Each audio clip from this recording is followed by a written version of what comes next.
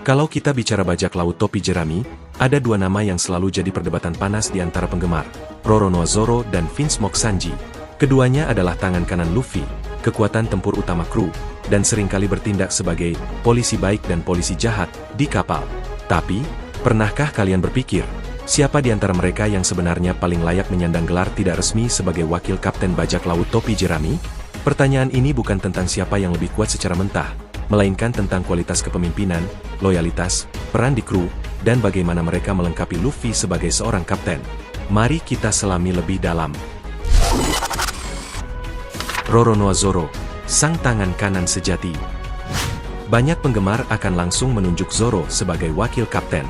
Dan ada alasan kuat untuk itu. Kita akan membahas alasan-alasan kelayakan Zoro menjadi wakil kapten. Kesetiaan yang tak tergoyahkan dan protektif. Zoro adalah orang pertama yang bergabung dengan Luffy dan sejak awal, kesetiaannya tidak pernah diragukan. Ingat adegan di Thriller Bark saat dia rela mengorbankan nyawanya demi Luffy? Itu adalah bukti paling jelas. Dia adalah pelindung utama kapten dan kru.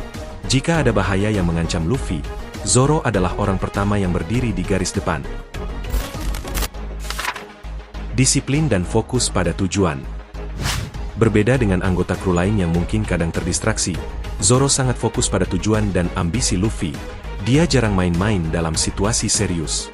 Dia akan menegur Luffy atau anggota kru lain jika mereka menyimpang dari tujuan atau bertindak sembrono, menunjukkan sifat kepemimpinan yang tegas.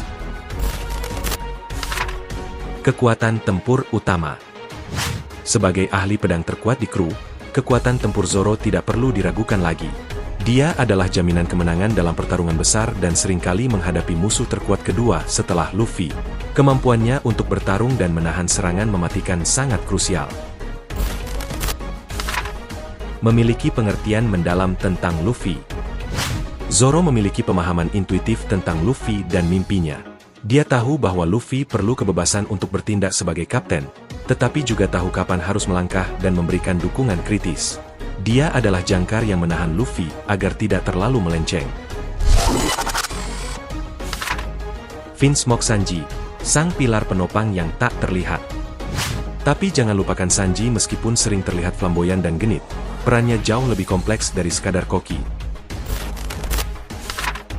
Peran krusial dalam logistik dan kelangsungan hidup kru. Sebagai koki, peran Sanji vital untuk kelangsungan hidup kru. Tanpa makanan, petualangan tidak akan berlanjut. Ini mungkin terdengar sepele, tapi memastikan setiap orang kenyang dan sehat adalah tanggung jawab besar yang Sanji pikul dengan sangat serius. Ingat betapa marah dan khawatirnya dia jika ada makanan yang disia-siakan. Kecerdasan strategis dan agen rahasia. Sanji adalah otak taktis di balik layar. Dia seringkali menjadi agen rahasia atau mata-mata dalam misi penting, menggunakan kecerdasannya untuk mengumpulkan informasi atau menyelamatkan situasi tanpa perlu bertarung frontal. Ingat perannya di Enies Lobby atau Whole Cake Island. Dia sering melihat sesuatu dari sudut pandang yang berbeda. Empati dan perlindungan terhadap yang lemah. Sanji memiliki empati yang tinggi, terutama terhadap wanita dan mereka yang lemah atau kelaparan. Sifat ini mendorongnya untuk melindungi mereka, bahkan jika itu berarti mengesampingkan dirinya sendiri. Ini adalah kualitas kepemimpinan yang berbeda, yaitu melindungi yang rentan, bukan hanya yang kuat. Kemampuan beradaptasi dan solusi masalah. Sanji sering menjadi pemecah masalah yang cepat dalam situasi sulit. Dia bisa beradaptasi dengan cepat terhadap perubahan, menemukan rute baru, atau menggunakan keahlian memasaknya untuk keuntungan strategis. Fleksibilitas ini adalah aset besar bagi kru yang sering menghadapi hal tak terduga. Kualitas wakil kapten, bukan hanya kekuatan. Sekarang, mari kita bicara tentang apa sebenarnya yang dibutuhkan seorang wakil kapten. Seorang wakil kapten tidak harus yang terkuat kedua. Mereka harus menjadi penopang kapten, seseorang yang bisa mengambil alih kendali saat kapten tidak bisa, atau menjadi penasihat yang bijaksana. Zoro memberikan kekuatan, disiplin, dan kehadiran yang mengintimidasi. Dia adalah eksekutor loyal yang memastikan perintah kapten dijalankan dan kru tetap aman dari ancaman fisik. Dia adalah bayangan Luffy yang siap bertarung mati-matian. Sanji memberikan kecerdasan, logistik, dan kemampuan beradaptasi. Dia adalah pilar yang tak terlihat, memastikan kru tetap berfungsi, memiliki rencana cadangan, dan peduli terhadap moral serta kondisi fisik anggota kru. Pada akhirnya, Luffy tidak membutuhkan satu wakil kapten formal seperti kru bajak laut lainnya. Dia adalah kapten yang sangat unik, dan kru topi jerami adalah koleksi individu-individu hebat yang melengkapi satu sama lain.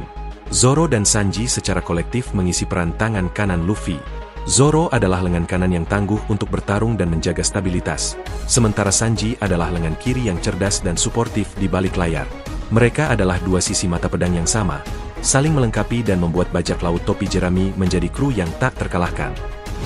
Lebih dari sekadar perdebatan tentang siapa yang lebih baik, perhatikanlah bagaimana model ini justru sangat efektif untuk era bajak laut yang akan datang.